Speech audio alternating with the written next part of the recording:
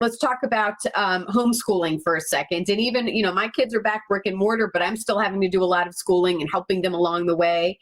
And in my house, we are learning to read. That's very big because they're kind of at that prime age. And we have a great guest who has been helping us weekly now on some homeschool hacks, Carly Dorogi here. And she has a great one this morning, Natalie, for helping the little ones, helping the kiddos learn how to read, something they can do. So check this out.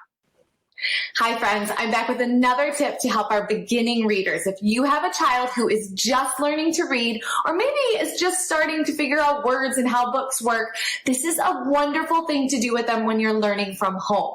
So what you want to do with your child is create their own books. This is a win-win. One, it helps them learn about how books work, about a cover and the interior pages and reading left to right, all of the things that make a book, but it also gives them ownership and they'll be excited to read it because they have created it themselves.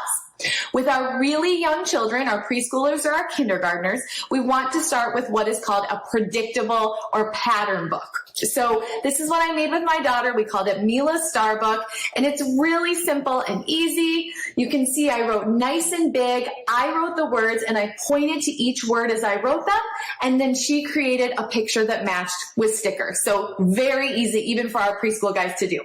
So I wrote each word on each page. Here is 1 star. Here are 2 stars. Here are 3 stars. And she just made sure that the picture matched the words. Why is that important? Because that's a really important part of beginning reading skills and concepts about print.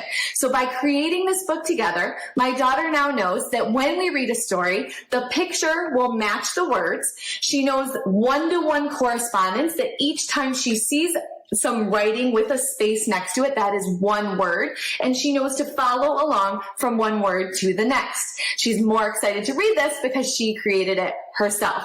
It's predictable, she's going to memorize it, and that is a good thing. We want our early readers memorizing books and feeling confident and getting excited about reading.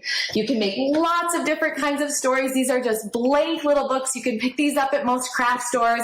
And again, this one was focusing on the concept of colors, but same thing. It's repetitive. Each page is the same, only one word is changing, and the picture matches the words. So grab some blank books. You can even just staple some white sheets of paper together and create books with your kids that they'll be excited to read.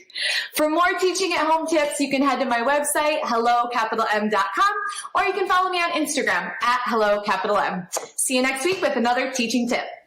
I love that. And I know Alex likes to memorize those books a lot. She's doing so good. I was going to say, guess what I'm doing today? And guess what I may be doing during commercial break? I may be going and seeing if I can find those blank books online somewhere, because those are money. I don't think my staple's going to look as good. That was a great tip. Thank you. Thank you for giving us an activity.